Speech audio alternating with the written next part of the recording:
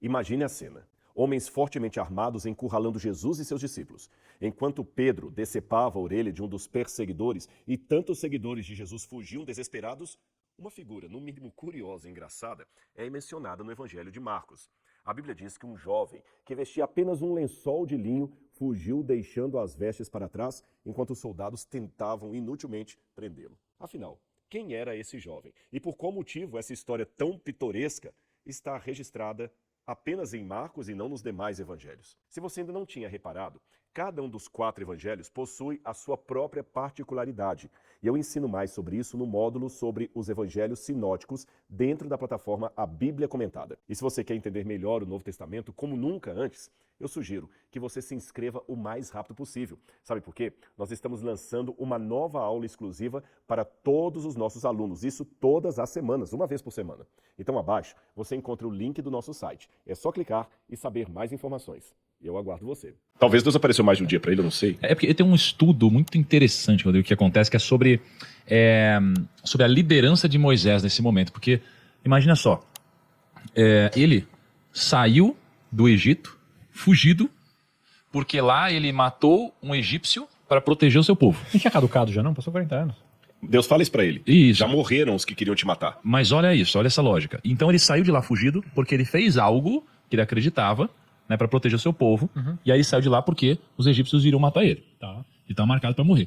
E aí vem Deus, não é qualquer um, vem Deus. Deus aparece na sua frente e diz: volta para lá para libertar o seu povo. Isso é Deus dizendo. E ele pega e o que ele deveria responder? Ah, ele deveria dizer sim, mas pensa... Não, mano, é Deus dizendo. Não, eu sei. Você tá aqui, ó. Você saiu de lá porque você matou uma pessoa para proteger o seu povo. Aí vem Deus e fala assim: agora vai restar o seu povo que eu tô contigo. Cara, e você fugiu lá com medo, só que agora Deus vem e fala: você faz o quê? Você responde o quê, em tese? Eu faço assim, sim. E Claro, yes, uhul. Você me ajuda? Ele vai falar sim, vambora. Meu, animal, olha isso é óbvio. E por que ele não vai? Aí tem gente que diz que ele não vai Ficou com medo? porque ele não queria constranger o irmão mais velho dele. Por exemplo, que poderia ser Arão, no caso ali. Não é? O que você entende dessa passagem, dessa discussão? Não, eu entendo que Moisés não foi por medo. Medo? Foi medo. Como que pode alguém... Porque em momento algum Deus quando fala... tem Deus na sua frente falar isso daí, cara. Mas assim, será que ele tinha uma compreensão tão grande de quem era Deus? Não, tem um negócio pegando fogo na sua frente ali. Só que as duas coisas são verdade. Ele tinha uma compreensão de Deus e mesmo que não tivesse, ele viu a sarça Sim. ali. Mesmo que não tenha noção nenhuma, parece aquele ser grandioso ali, com aquela voz de frequência modulada. Não, mas quando eu falo de Deus, ele, tipo assim, ele tinha noção que esse era o Deus dos deuses, entendeu? Sim, mas Porque... mesmo que não fosse, isso que eu tô falando. Mesmo um camarada que, assim, ele não tem noção nenhuma de Deus, mas parece um ET pra ele aqui com a nave, ele vai ficar doido, né? Sim. Agora, a pergunta do Tiago também procede. Mas era Deus. Mas aí que vem uma coisa interessante.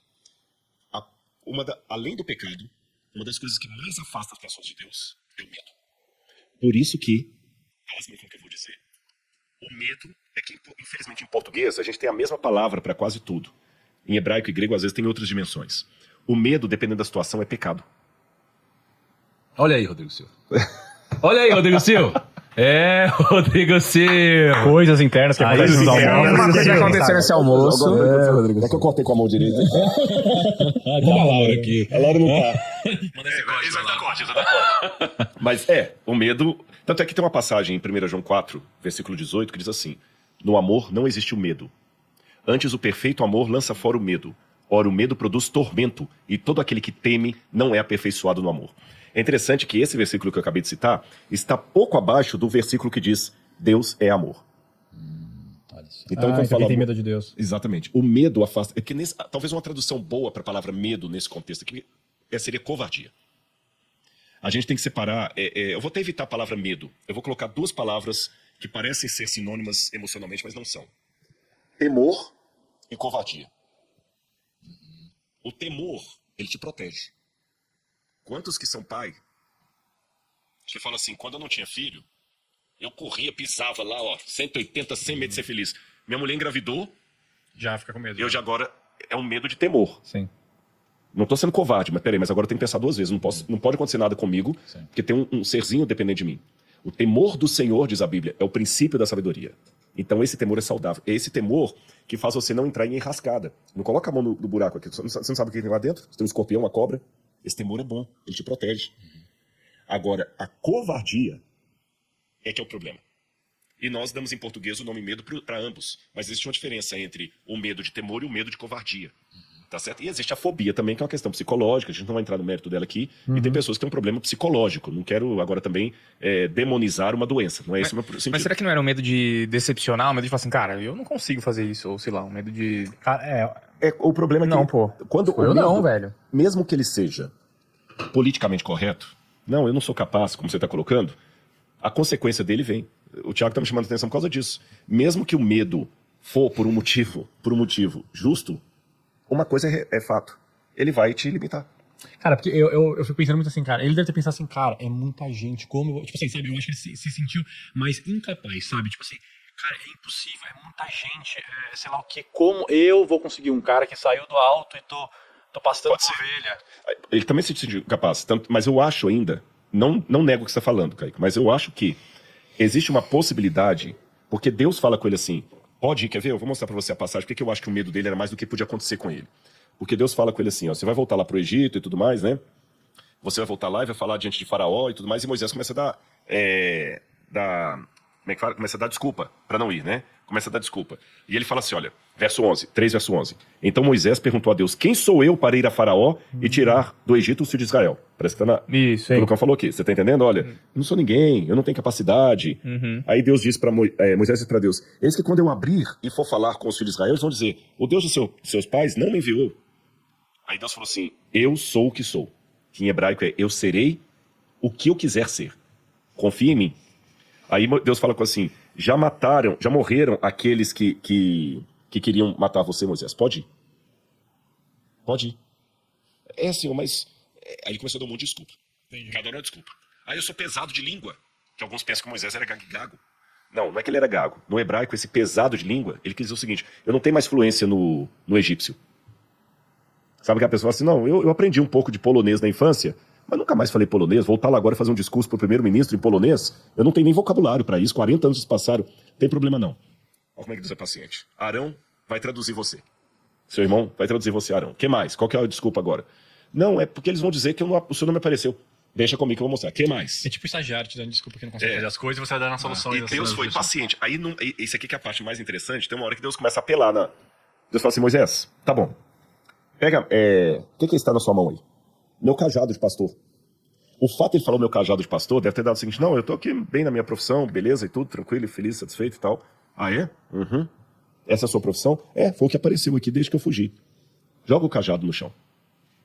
Aí a Bíblia diz o seguinte, que é isso que você tem na mão, Moisés? Êxodo 4, verso 2. Ele respondeu, um cajado. Então Deus lhe disse, joga-o no chão. Ele jogou no chão e o cajado virou uma serpente. E Moisés fugia dela. Ó, de novo com medo. Então o Senhor falou, estende a mão e pega a serpente pela cauda. Ele estendeu a mão, pegou-a pela cauda e ela se transformou em cajado.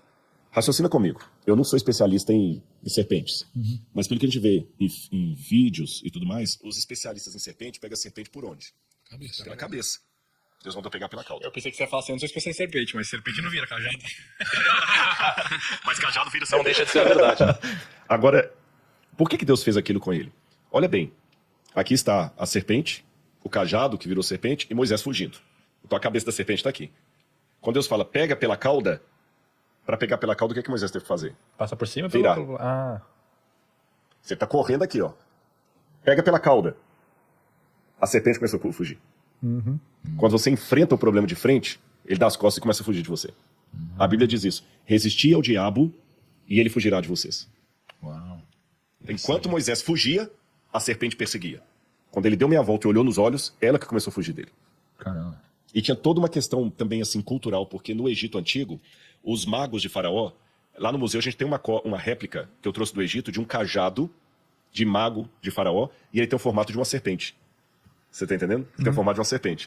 E tem histórias também onde tem o deus Horus pegando a serpente pela cauda, quer dizer, você tem mais poder sobre ela. Então, Moisés, para de desculpa agora e vai lá. Aí ele finalmente aceita voltar para o Egito e chega lá, encontra com o irmão dele e aquele cajado fica revezando na mão de Moisés e de Arão para comparecer diante de Faraó. Caramba, cara. Que isso, hein? Qual que é o estopim, o que faz ele decidir, então, seguir nessa jornada?